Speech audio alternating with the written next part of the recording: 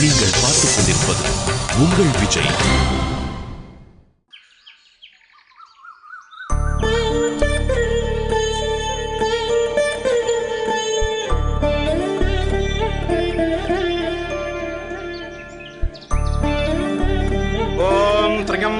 जामहे सुगंधिं पुष्टिवर्धनम् उर्वार्गमव वंदनान् मृत्योर्मुक्षीयमामृतात्.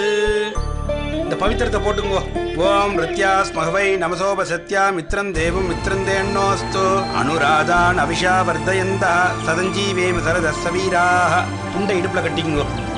ஓம் ஜும்பஹாய வித்மஹே பாதகஸ்தாய தீமஹே தன்னாவருண பிரச்சோதயாத். மிருத்யுஞ்சயாய ருத்ராய நீலகண்டாய சம்பவே அமிர்தீசாய சர்வாய மகாதேவாய.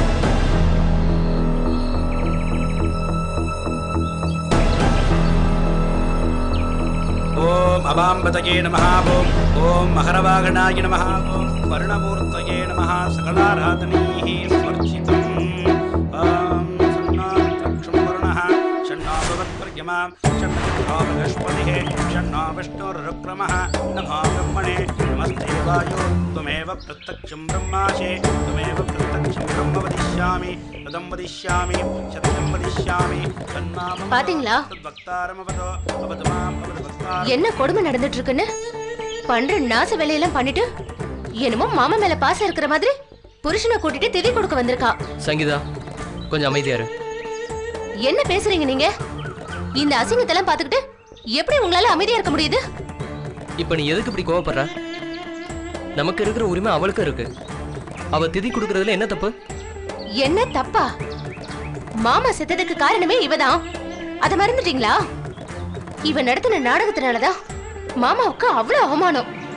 அவரு சாகும்போது கூட அவமானத்தோடவும் வேதனையோடவும் தான் இறந்தாரு. இதுக்கெல்லாம் காரணம் இவதான். இவளே கொண்டுட்டு இப்ப திதி கொடுத்தா பண்ண பாவெல்லாம் தீந்து போயிடுமா? இப்ப அவளை என்ன பண்றேன்னு பாருங்க.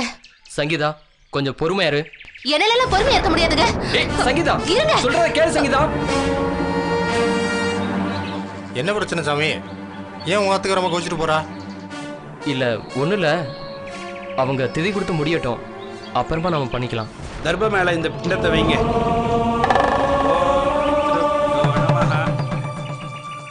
பிரவிதாமஹேப்யோ நமஹ மதுவாதாரதாயதே மதுச்சரந்தி சிந்திவஹ பிண்ட பிரதானம் சமர்ப்பயாமி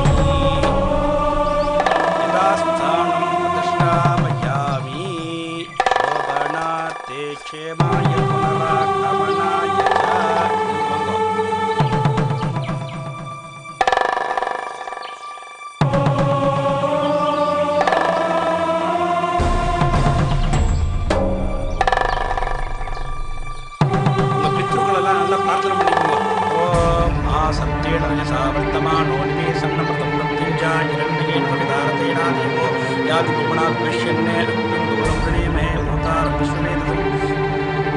ஓம் ஆதித்தாய ச ஓமாய மங்களாய பதாய ச குருசுக்ரசூரியச்ச ராகவே கேதவே நமோ நமः. இத்யாதி நவகிரக தேவதா பரிபூர்ண கிருபாகடாச்ச பலசி. இது வரைக்கும் பண்ண பாவம் போதாதா? இதுக்கு மேலேயே யார் உயிரை எடுக்க இந்த நாடகம் பண்ற? கேக்குறேன்ல, பதில் சொல்லுடி. யாரை ஏமாத்த இப்ப இந்த நல்லவ வேஷம்? பெத்த பொண்ணை விட உன் மேல பாசத்தை காட்டி வளர்த்தாரு. அத்தனை பேர் முன்னாடி அவரை அவமானப்பட வச்சு கொன்னுட்டியடி. இப்ப எதுவுமே நடக்காத மாதிரி திதி கொடுக்க வந்திருக்கியா? உனக்கு வெக்கமா இல்ல? மதுவாதாரதாயதே மதுச்சரந்தி சிந்திவஹ துன்யே ச யமுனே சைவ கோதாவரி சரஸ்வதி நர்மதா சிந்துகாவேரி சந்நிதிம் குரு. மது மது சர்வபாதா. எல்லாம் முடிஞ்சிருச்சா? இல்லை இன்னும் ஏதாவது பரிகாரம் இருக்கா? நீங்க கிளம்பலாம். இந்த ஜென்மம் மட்டும் இல்ல, இன்னும் எத்தனை ஜென்மம் எடுத்தாலும் நீ என்னதான் பரிகாரம் பண்ணாலும் நீ பண்ண பாவத்துக்கு மன்னிப்பே கிடையாது. என் மாமாவை கொன்னு என் மாமா குடும்பத்தை நாசம் பண்ண நீ நல்லாவே இருக்க மாட்டடி. இப்ப அபிராமி அம்மா மட்டும் தான் உன்னை வீட்டை விட்டு விரட்டினாங்க. இன்னும் கொஞ்ச நாள்ல இந்த ஊரை விட்டே நீ ஓட வேண்டி வரும்.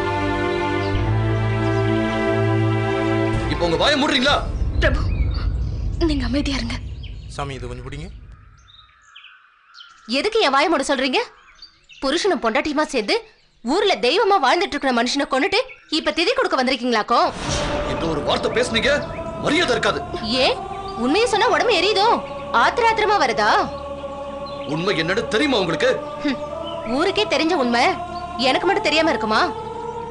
உன் பொண்டாட்டி நாடகத்தை ஆரம்பத்துல இருந்து பார்த்தவன் நான். என் மாமா சாவுக்கு காரணம் உன் பொண்டாட்டி ரேவதி தான். வேண்டாம் வேண்டாம், அனாவசியமா வார்த்தையை விடாதீங்க. அப்புறம் நான் என்ன பண்ணுவேன்னு எனக்கே தெரியாது. பிரபு ப்ளீஸ், இது கோவப்படுறதுக்கான நேரமோ இடமோ இல்ல. மத்தவங்களுக்கு என்ன பத்தி தெரியாது, தெரியவும் வேண்டாம். என் மாமாவுக்கு என்ன பத்தி தெரியும், அது போதும் எனக்கு.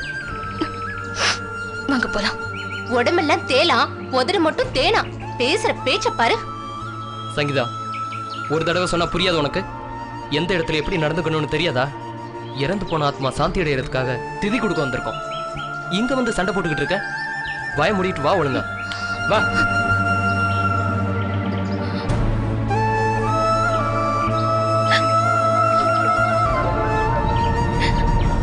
ரேவதி, நல்லவங்க யாராவது நம்மளை பத்தி தப்பா பேசினா நம்ம வருத்தப்படுறதுல அர்த்தம் இருக்கு.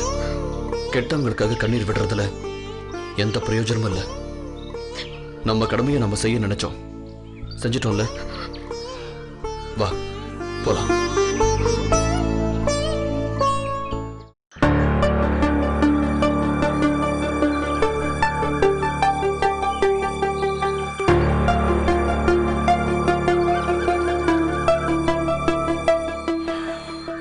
நானே உங்கள் வீட்டுக்கு வரணும் தான் நினச்சிட்டு இருந்தேன்.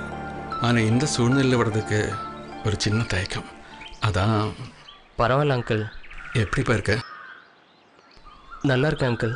வீட்டில் அம்மா பாட்டிலாம் இருக்காங்க. சரி, என்னப்பா திடீர்னு ஃபோன் பண்ணி பார்க்கணும்னு சொன்னேன்? உங்ககிட்ட ஒரு முக்கியமான விஷயத்தை பற்றி பேசணும் அங்கிள். சொல்லுப்பா.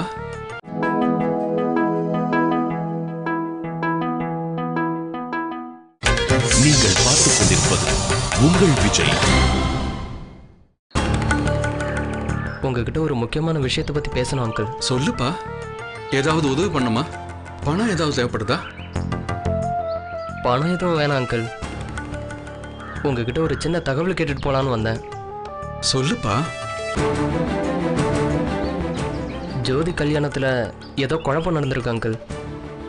அதில் என்ன வேணாலும் நடந்துட்டு போட்டோம்ப்பா. பிள்ளைங்க மேலே பாசத்தை காட்டி வளர்த்த மனுஷன். அந்த பிள்ளைங்களாலேயே அவமானப்பட்டு போய் சேரணும்னு விதி இருக்கிறப்போ பாவம் அவர் என்ன பண்ணுவார்? அப்பாவோட சாவுக்கு ஜோதி கல்யாணம் ஒரு காரணம்னு எனக்கு புரியுது. ஜோதி கல்யாணத்துலேயே என்னென்னமோ குழப்பம்லாம் நடந்திருக்கு. அதை பற்றி உங்களுக்கு ஏதாவது தெரியுமா? அப்பா உங்ககிட்ட ஏதாவது சொன்னாரா? பொதுவாக சண்முகராஜன் தன் குடும்ப விஷயத்தை பற்றி மற்றவங்கள்ட்ட அதிகமாக பேச மாட்டான். எப்பாவது அவனுக்கா தோணுச்சுன்னா நண்பங்கிற முறையில் ஒரு சில விஷயங்கள் மட்டும் என்கிட்ட சொல்லுவான். ஜோதியை பற்றியோ அவள் கல்யாணத்தை பற்றியோ உங்ககிட்ட ஏதாவது சொல்லியிருக்காரா? அரசல் பரசலா சில விஷயங்கள் கேள்விப்பட்டு ரொம்ப வேதனைப்பட்டார். என்ன விஷயம் அங்கிள்? இனிமே அதை பற்றி தெரிஞ்சுக்கிட்டு என்னப்பா பண்ண போகிறேன்? முடிஞ்சது முடிஞ்சு போச்சுன்னு விட்டுற வேண்டியதானே. அப்படி இல்லை அங்கிள். உண்மையிலே என்ன நடந்ததுன்னு யாருக்குமே தெரியல. ஒவ்வொருத்தரும் ஒவ்வொரு மாதிரி பேசுகிறாங்க. ஒருத்தர் மேலே ஒருத்தர் பழி போட்டு குடும்பத்தில் தேவையில்லாத சண்டை. அதனால தான் கேட்குறேன். ஜோதியும் கார்த்திக்கும் காதலிக்கிற விஷயம் ஜோதி கல்யாணத்துக்கு முன்னாடியே உங்கள் அப்பாவுக்கு தெரிஞ்சிருச்சு. அப்படியா? ஆமாப்பா. தெரிஞ்சுமா அப்பா ஜோதிக்கும் அரவிந்துக்கும் கல்யாணம் ஏற்பாடு பண்ணாரு? வேற என்ன பண்ணிருக்கணும்னு நினைக்கிறேன்? உங்க அப்பாவே அவங்க ரெண்டு பேரையும் சேர்த்து வச்சிருக்கணும்னு நினைக்கிறியா? அப்படி இல்லை அங்கிள். உங்க அப்பாவுக்கும் அந்த குடும்பத்துக்கும் ஆகாதுன்னு எல்லாருக்கும் தெரியும். தெரிஞ்சிருந்தும் ஜோதி இப்படி ஒரு தப்பு பண்ணிருக்கவே கூடாது. அது மட்டும் இல்ல, அந்த நிச்சயம் முடிஞ்சு கல்யாணத்துக்கு நாள் குறிச்சதுக்கு அப்புறம் தான் உங்க அப்பாவுக்கு இந்த காதல் விவகாரமே தெரியும். நிச்சயிச்ச கல்யாணம் நடக்கலைன்னா அவர் இந்த ஊர்ல தலைநிமிர்ந்து நடக்க முடியுமா? அதனால்தான் எப்படியாவது ஜோதிக்கும் அரவிந்துக்கும் கல்யாணம் பண்ணணும்னு நினைச்சார். கடைசி நிமிஷம் வரைக்கும் இந்த கல்யாணம் நடக்குங்கிற நம்பிக்கையில தான் எல்லா ஏற்பாட்டையும் பண்ணார். விதி இப்படி ஆயிடுச்சு. பாவம், அவனுக்கு இப்படி ஒரு நிலைமை வந்திருக்கவே கூடாது. அப்பா ரேவதி பத்தி உங்ககிட்ட ஏதாவது சொல்லியிருக்காரா? பொதுவா அவன் எப்ப எதை பத்தி பேசினாலும் ரேவதியை பத்தி 4 வார்த்தை பேசாம இருக்கவே மாட்டான். அந்த அந்த பொண்ணு உன் குடும்பத்துக்கு பண்ண நல்ல விஷயங்களை பத்தி அடிக்கடி பேசுவா. ரேவதி மேலே எப்பவுமே அவனுக்கு தனி பாசம்தான். அது இல்லை அங்கிள், இந்த கல்யாணத்தை பற்றி அப்பா ரேவதி கிட்ட ஏதாவது பேசினாரான்னு தெரியுமா உங்களுக்கு? அவ்வளோ விவரம் எனக்கு தெரியாதுப்பா. ஆனால் ரேவதி கிட்ட ஒரு விஷயம் சொல்லியிருக்கேன். அவள் எனக்காக செய்வான்னு நம்புறேன்னு சொன்னான். அவன் என்ன சொன்னா, அவள் என்ன செய்வேன்னு சொன்னா எதுவுமே எனக்கு தெரியாது. சரிங்க அங்கிள். என்னப்பா, வேற ஏதாவது பிரச்சனையா?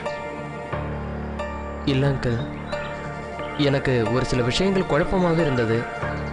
அதான் உங்களுக்கு ஏதாவது தெரியுமான்னு கேட்டேன். எனக்கு தெரிஞ்சது அவ்வளோதான்ப்பா. சரி, நான் கிளம்புறேன் அங்கிள். சரிப்பா. அருணாச்சலம் அங்கிள், அப்பா இல்லாத வீடு, மூத்தவன் நீதான். எல்லாரையும் பொறுப்பாக பார்த்துக்கணும்ப்பா. கண்டிப்பா அங்கிள். உனக்கு எப்போ என்ன உதவி தேவைப்பட்டாலும் தயங்காம என்கிட்ட கேளு. என்னால் முடிஞ்ச உதவியை நிச்சயமா உனக்கு பண்ணுவேன். சரிங்க அங்கிள், நான் போயிட்டு வரேன். சரிப்பா.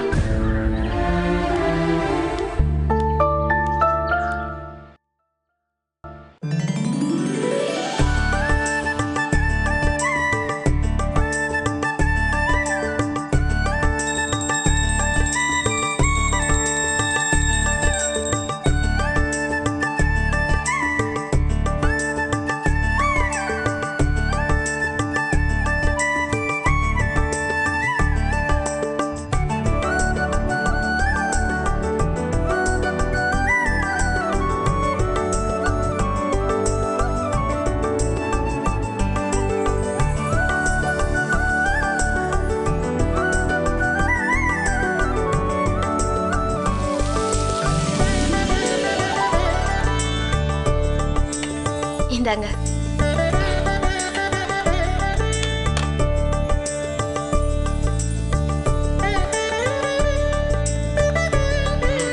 சூப்பரா இருக்கு.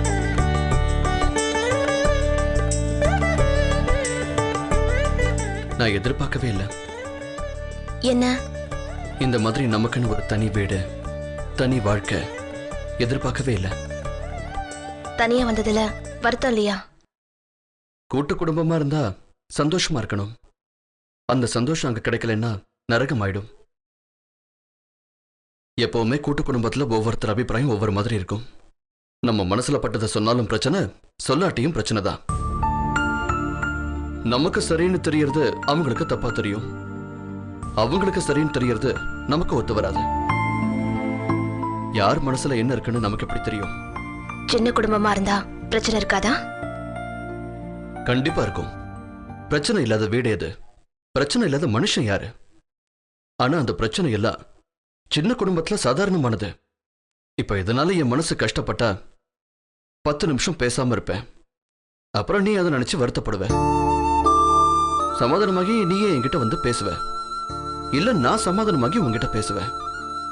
அதுக்கப்புறம் எல்லாம் சரியாயிடும். நீங்க சொல்றது சரியாதான் இருக்கு. ஆனா நமக்குன்னு ஏதாவது கஷ்டம் வந்தா நாங்க இருக்கோம்னு சொல்றதுக்கு ஒரு சொந்தமும் இல்லையே. யாரும் இல்லைன்னாலும் போராடுற மனப்பக்குவம் நமக்கு வந்துடும்.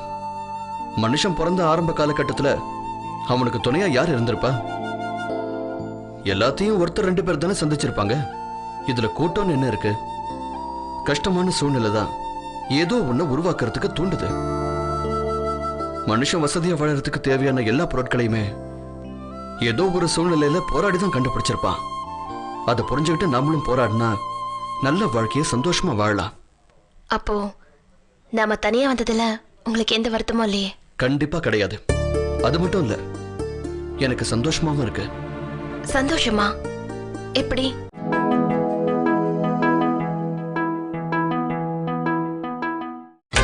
நீங்கள் பார்த்துக் கொண்டிருப்பது உங்கள் விஜய். சந்தோஷமா எப்படி?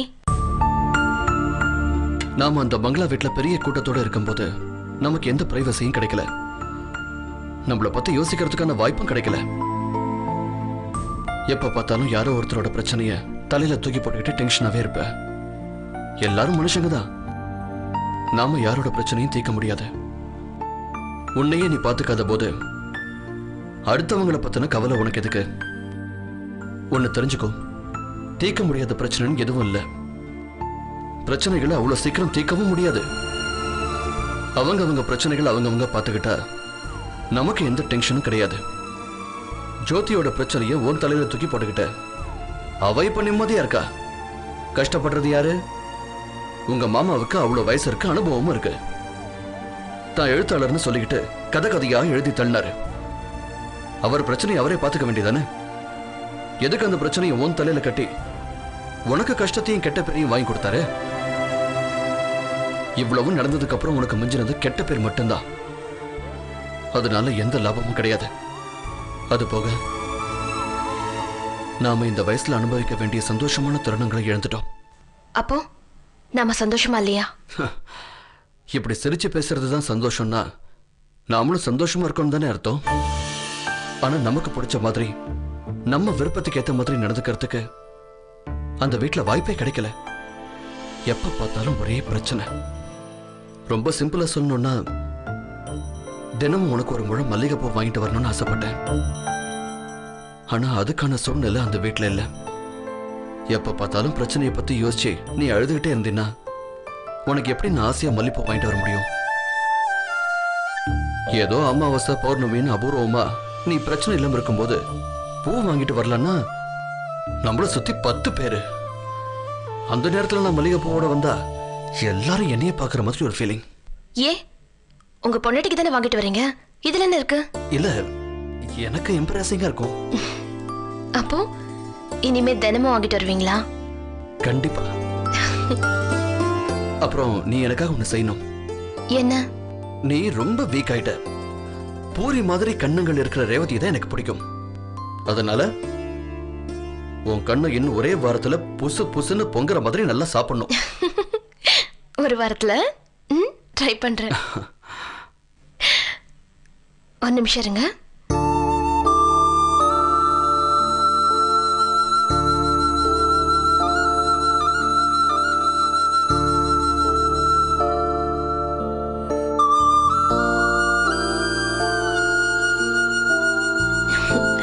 இந்தாங்க, உங்களுக்காக ஒரு சின்ன கிஃப்ட்.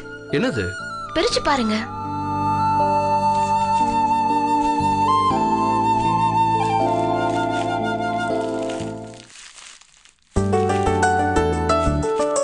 ஏய், உன்கிட்ட எது இவ்வளவு பணம்?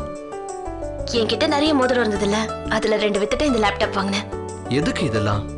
இது நம்ம வாழ்க்கைக்கான முதலீடு. இனிமே நீங்க வேலைக்கு போவீங்கல்ல, அப்ப தேவைப்படும். தேங்க்ஸ். நான் புது ஜாப்ல ஜாயின் பண்ணதுக்கு அப்புறம் கண்டிப்பா எடுத்துட்டு போறேன். சரி, லஞ்ச் என்ன பண்ணிட்டோம்? ஓ இஷ்டம். சரி, நான் போய் ஏய் சமைக்கிறேன். இரு, நானும் வந்து ஹெல்ப் பண்றேன். உங்களுக்கு பழக்கம் இல்லாத வேலை எதுக்கு? எல்லாரும் பிறக்கும் போதே ஷெஃபா பிறந்தாங்களா என்ன? பழைக்கிறேன். அப்புறம் நான் தான் பெஸ்ட் ஷெஃப் ஆஃப் இந்தியா. அப்ப சாப்பிட்ட மாதிரி தான். வாங்க.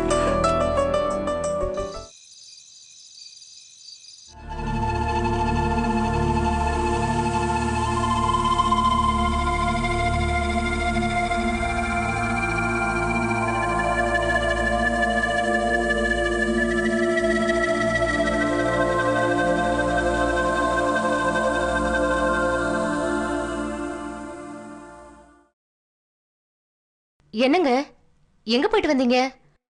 இடையில 2-3 தடவை ஃபோன் பண்ணேன். ஃபோன் ரிங் ஆகிட்டே இருந்தது. ஆனா ஃபோனை எடுக்கவே இல்லை. அப்புறம் தான் பார்த்தேன் ஃபோனை வீட்டிலேயே விட்டுட்டு போயிட்டீங்க. செல்வம் மாமா கிட்ட பேசலான்னு போனேன். என்ன திடீர்னு அவரை பார்க்க போயிட்டீங்க? எனக்கு என்னமோ ரேகா அன்னைக்கு பார்த்து பேசிட்டு போனதுலேருந்து மனசே சரியில்லை.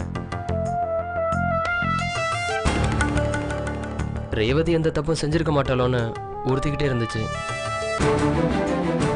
ரேவதி ஏன் அப்படி செய்ய வேண்டியதா போச்சுன்னு யோசிக்க ஆரம்பிச்சேன். ரேவதி அப்படி செஞ்சதுல ஏதோ ஒரு காரணம் இருக்கும், நியாயம் இருக்குன்னு என் மனசுக்கு பட்டது. அப்பா செல்வ மாமா கிட்ட ஏதாவது சொல்லியிருப்பாரோன்னு எனக்கு சந்தேகம் வந்ததுல அவரை பார்த்து பேசலான்னு போனேன். செல்வம் மாமா என்ன சொன்னாரு? ரேவதி எப்பவுமே நமக்கு நல்லதுதான் செய்யணும்னு நினைப்பா. ஜோதி கார்த்திகை பத்தி அப்பாவுக்கு ஏற்கனவே தெரிஞ்சிருக்கு. இதை பத்தி ரேவதி கிட்டையும் பேசியிருக்காரு. ஆனா என்ன பேசினாரு, ஏது பேசினாருன்னு செல்வம் மாமாக்கு தெரியல. எனக்கு என்னமோ அப்பா சொல்லிதான் ரேவதி இதெல்லாம் செஞ்சிருப்பாளோன்னு சந்தேகமாவே இருக்கு. இப்ப எதுக்கு உங்களுக்கு தேவையில்லாத ஆராய்ச்சியெல்லாம்? என்னடி பேசுற? 1000 தான் இருந்தாலும் ரேவதி நம்ம விட்டு பொண்ணு. இன்னைக்கு அவ வீட்டை விட்டு வெளியில போய் கஷ்டப்படுறத பார்க்கும்போது கஷ்டமா இருக்கு. என்ன நடந்துச்சு ஏது நடந்துச்சுன்னு தெரிஞ்சுக்கிறது என் கடமை இல்லையா? என்ன பெரிய பொல்லாத கடமை? உங்க தங்கச்சி கல்யாணம் பண்ணி சந்தோஷமா இருக்கால, அதை நினைச்சு சந்தோஷப்படுங்க. தேவையில்லாத வேலையெல்லாம் பார்த்துட்டு இருக்காதீங்க. ஏண்டி உனக்கு மனசாட்சி இல்லையா? ரேவதி நம்ம குடும்பத்துக்காக நிறைய செஞ்சிருக்கா. ஏன் நான் அபிராமி அம்மா கம்பெனில நல்ல வேலை பார்க்கறேன்னா அதுக்கு காரணமே ரேவதி தான். அதெல்லாம் என்னைக்குமே மறக்க கூடாதுடி. அவ என்னது கிழிச்சா? அன்னைக்கு இருந்த சூழ்நிலை அப்படி. அந்த அபிராமி அம்மாவுக்கும் உங்க அப்பாவுக்கும் முட்டிக்கிச்சு. அதை காம்ப்ரமைஸ் பண்றதுக்காக உங்களுக்கு வேலை போட்டு கொடுத்தா. அதை பயன்படுத்தி எல்லாமே அவளே செஞ்ச மாதிரி நம்ம கிட்ட பில்டப் காமிச்சிட்டு இருந்தா. நீங்க போய் அதெல்லாம் நம்பிக்கிட்டு உன்ன மாதிரி நன்றி கெட்டத்தனமெல்லாம் என்னால இருக்க முடியாது. எல்லாரும் உன்ன மாதிரி இருப்பாங்க. என்ன மாதிரி இருப்பாங்களா? இன்னைக்கு உங்களுக்கு அதே கம்பெனில ப்ரமோஷன் கிடைச்சிருக்குன்னா எல்லாம் என் தயவுல தான். அதை ஞாபகம் வச்சுக்கோங்க. ஏய் ரொம்ப பேசாத. நான் ஒழுங்கா வேலை பார்க்கலனா எனக்கு எவனும் ப்ரமோஷன் கொடுக்க மாட்டான். அன்னைக்கு ரேவதி வேலை வாங்கி கொடுக்கலனா நான் இன்னைக்கு இந்த நிலைமையில இருக்க முடியாது. என்ன அவளை பத்தி திரும்ப திரும்ப பேசிட்டு இருக்கீங்க? அவ ஒண்ணும் அவளை ஒழுங்கெல்லாம் கிடையாது. அந்த பிரபு ஒரு லூசு. அவனை ஏமாத்திட்டு பழைய காதல அசோக் வீட்டுல தங்கியிருக்கா. இதுல இருந்தே தெரியல அவ எப்படிப்பட்டவன்னு. ஏய் பொம்பளை புள்ளைய பத்தி தப்பா பேசுன செருப்பு பிஞ்சிரும். அவளை பத்தி பேசினா உங்களுக்கே சுருன்னு ஏறுது. என்ன ஒண்ணுருவேன் படி போ.